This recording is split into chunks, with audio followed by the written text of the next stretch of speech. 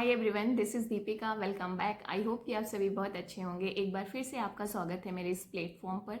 और आज हम थोड़ा बहुत बात करेंगे कि नेट जेआरएफ क्वालिफाई करने के क्या एडवांटेज होते हैं और क्या जो पीजी स्टूडेंट्स हैं उनको नेट जेआरएफ के लिए अपियर होना चाहिए कि नहीं। स्टूडेंट्स के मन में थोड़ा बहुत डाउट होता है इस एग्ज़ाम को लेकर, क्योंकि मुझे लगता है कि ना अवेयरनेस नहीं है थोड़ी। लोगों को ना इस चीज़ के बारे में आइडिया नहीं है कि नेट जेआरएफ क्वालिफाई करने के बाद क्या कुछ कैरियर ऑप्शंस ओपन अप हो जाते हैं, क्या कुछ हमें एडवांटेज मिलते हैं।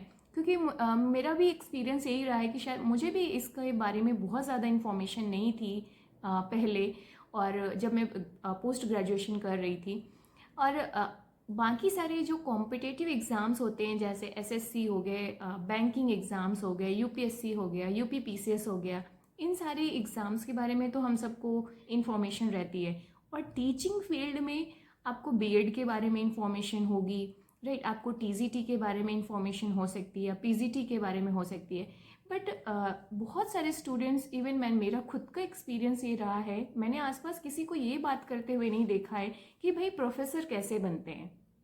Getting it. तो हायर एजुकेशन में जॉब अपॉर्चुनिटीज़ क्या हैं या प्रोसेस क्या है वहाँ तक पहुँचने का, इसकी नॉलेज लोगों को बहुत लिमिटेड होती है। मुझे ऐसा पर्सनली लगा, ये मेरा एक्सपीरियंस रहा है।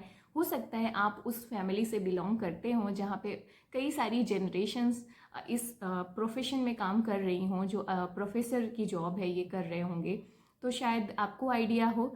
बट मुझे नहीं था, और मुझे लगता है मेरे आसपास के जो लोग थे शायद उनको भी नहीं था। तो ये कुछ इन्फॉर्मेशन, जो लैक ऑफ इन्फॉर्मेशन है, इसकी वजह से हमें डाउट होता है कि क्या हमें नेट जेआरएफ करना भी चाहिए कि नहीं।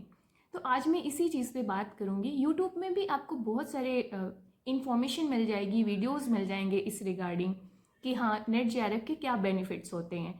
तो सबसे पहली चीज़ जो मुझे लगती है कि जब हम पोस्ट ग्रेजुएशन करते हैं तो उस पर्टिकुलर सब्जेक्ट में, फॉर एग्जांपल पॉलिटिकल साइंस में हमने पोस्ट ग्रेजुएशन की, तो उसमें हमारा कमांड तो हो जाता है, हमें एक डीप अंडरस्टैंडिंग हो जाती है अपने सब्जेक्ट्स की। तो हमें यूजीसी नेट में कुछ अलग से प्रिपेयर करने की ज़रूरत नहीं पड़ती है। हमें ज़रूरत होती है उन सारे फैक्चुअल इन्फॉर्मेशन को ठीक से याद करने की, या थोड़ा बहुत जो कॉन्सेप्ट है उनको थोड़ा सा एनालाइज करने की, उनके कॉन्सेप्ट क्लैरिटी की ज़रूरत होती है। Getting it. तो most of the UGC NET का जो सिलेबस है वो कवर हो जाता है हमारे पोस्ट ग्रेजुएशन के कोर्स पे। तो मुझे लगता है कि आपको डाउट नहीं होना चाहिए इस पर कि हम अपीयर हों इसके लिए, इस एग्ज़ाम के लिए, या ना हो। अपीयर तो होना ही चाहिए अगर आपने पोस्ट ग्रेजुएशन की है तो। नेक्स्ट ये है कि अगर आप क्वालिफाई करते हैं तो बहुत सारी अपॉर्चुनिटीज़ ओपन अप होती हैं। फर्स्ट मोस्ट इम्पॉर्टेंट थिंग, आप हायर एजुकेशन में जा सकते हैं, जैसे कि आप पीएचडी कर सकते हैं, रिसर्च स्कॉलर बन सकते हैं, साथ ही साथ आप फेलोशिप ले सकते हैं, राइट। और उस फेलोशिप का बहुत ज़्यादा वैल्यू होती है गाइस, क्योंकि आप ना अपनी स्टडीज़ को सेल्फ फाइनेंस कर सकते हैं। आप जो बुक चाहें वो परचेज़ कर सकते हैं, जो सॉफ्टवेयर चाहें वो परचेज़ कर सकते हैं, जो टूल्स इवन आपको चाहिए वो परचेज़ कर सकते हैं। और ये सारी चीज़ें आपको हेल्प करते हैं, आपके लिए सपोर्ट सिस्टम का काम करते हैं आपके स्टडीज़ को इफ़िशियंट बनाने में, स्मूथ बनाने में। Getting it. तो बहुत सारे बेनिफिट हैं। यूजीसी नेट जितना भी अमाउंट देती है मोर देन सफिशियंट होता है। और ये कुछ एडवांटेज के साथ साथ कुछ और कैरियर ऑप्शंस खुल जाते हैं, जैसे कि आप असिस्टेंट प्रोफेसर जॉब के लिए अप्लाई कर सकते हो, एलिजिबल हो जाते हैं आप अगर आप नेट जेआरएफ क्वालिफाई करते हैं। और असिस्टेंट प्रोफेसर की जॉब बहुत अच्छी मानी जाती है, अच्छी पे होती है, रिस्पेक्ट वाला प्रोफेशन होता है। तो मुझे लगता है एक जॉब अपॉर्चुनिटीज़ आपके लिए ओपन अप हो गई। आप बहुत सारे ऑर्गेनाइजेशंस में, पीएसयूज़ में अप्लाई कर सकते हैं, इंटर्नशिप कर सकते हैं, राइट। कई बार पीएसयूज़ या जो ऑर्गेनाइजेशंस होते हैं, फॉर एग्जांपल कई सारे जो रिसर्च बेस्ड ऑर्गेनाइजेशंस होते हैं वो आपको ऑफ़र दे सकते हैं, आप वहाँ पर काम कर सकते हैं। तो बहुत सारे अपॉर्चुनिटीज़ हो जाते हैं। तो बेनिफिट्स तो बहुत सारे हैं, ये तो मैंने मेजर यहाँ पर लिस्ट आउट किए हैं। तो आपको, मुझे नहीं लगता कि अब डाउट होगा अगर आप पोस्ट ग्रेजुएशन कर रहे हैं तो इस एग्ज़ाम में अपीयर होना चाहिए कि नहीं। रही बात प्रिपरेशन की यूजीसी नेट जेआरएफ के लिए, तो मुझे लगता है जब आप पोस्ट ग्रेजुएशन कर रहे होते हैं, मास्टर्स कर रहे होते हैं, तभी से आपको यूजीसी नेट सिलेबस को थोड़ा बहुत गो थ्रू करना चाहिए। प्रीवियस ईयर्स के क्वेश्चंस करने चाहिए, टॉपिक की प्रॉपर क्लैरिटी होना चाहिए। आप जो सिलेबस है ना यूजीसी नेट जेआरएफ ने जो प्रोवाइड किया है, आप उसको 1 बाय 1 टॉपिक के हिसाब से जाइए। कभी इस हिसाब से ना जाइए कि बुक हमने ये बुक पढ़ ली वो बुक पढ़ ली, ऐसे नहीं।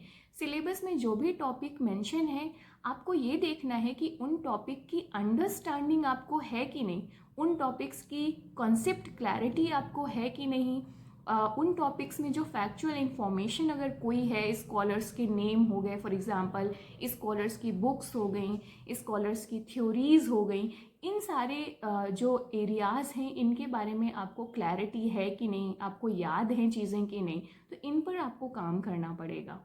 Getting it. और आजकल तो इंटरनेट के टाइम जो हम टाइम पीरियड में हैं, इसमें आप यूट्यूब का बहुत ज़्यादा यूटिलाइज़ कर सकते हो। बहुत सारे अच्छे यूट्यूब चैनल्स हैं जो यूजीसी नेट जेआरएफ की प्रिपरेशन कराते हैं एक्सक्लूसिवली। वो टेस्ट सीरीज़ कंडक्ट कराते हैं, प्रीवियस ईयर्स के क्वेश्चंस कराते हैं, तो आप इन सब चीज़ों की हेल्प ले सकते हो जिससे कि आप अपनी प्रिपरेशन को थोड़ा ईजी बना सकें। Getting it. तो आज के टाइम पे बहुत ज़्यादा टफ नहीं रह गया है यूजीसी नेट का एग्ज़ाम। आपको क्या करना है, सब्जेक्ट के साथ साथ फर्स्ट पेपर की भी प्रिपरेशन करना है, और वो भी इतना मुश्किल नहीं है आज के टाइम पे। बहुत सारे यूट्यूब चैनल हैं जो फर्स्ट पेपर की बहुत अच्छी प्रिपरेशंस कराते हैं, एक होलिस्टिक मैनर पे सिलेबस को कवर करते हैं। ज़रूरत है तो आपको ना सेग्रीगेट करने की कि कौन सा चैनल आपको देखना चाहिए, फॉलो करना चाहिए, जिससे कि आप ना एक तरीके से रास्ते से ना भटकें और कॉन्सेंट्रेटेड रहें, सिलेबस को पकड़ कर चलें, जिससे कि बेटर हो सके, आप अपना जो स्टडीज़ है उसे इफ़ेक्टिव बना सकें। तो आई होप कि आज आपको मोटिवेशन मिला होगा थोड़ा बहुत नेट जेआरएफ क्वालिफाई करने के लिए गाइस। एंड मेरी बेस्ट विशेज़ हैं आपके साथ में। I good luck guys. I hope कि आप इस एग्ज़ाम को क्वालिफाई करें और इससे मिलने वाले बेनिफिट्स का जो बेनिफिट्स हैं उसको अवेल करें आप। Thank you so much. See you in the next video. Bye bye. Take care.